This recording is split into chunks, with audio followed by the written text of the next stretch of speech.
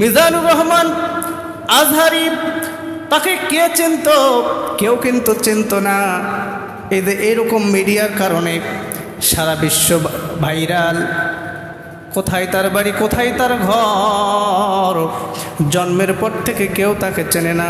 কিন্তু যেই দিন থেকে মিডিয়ার মাধ্যমে সারা বিশ্বে তার জবানে কোরআনের কথাগুলো ভাইরাল হলো, সারা বিশ্বের মানুষ চেনে ইনি একজন কোরআনের পাখি। আল্লাহু আকবার বলেন।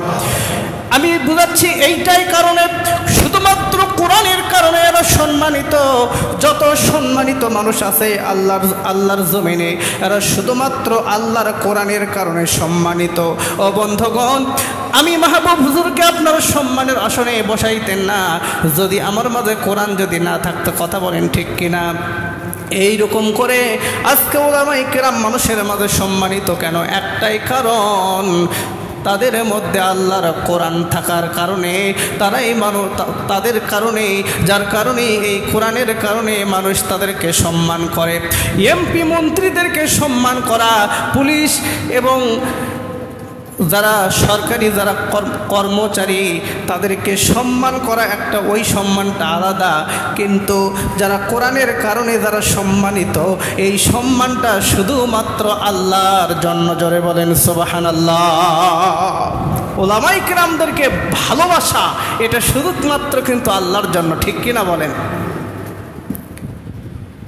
এই জন্য আমি বলতে চাই, এই কোরআনুল কারীম, আমরা আজকে কোরআন থেকে মানুষ কাছে না দূরে? বলেন, কথা বলেন।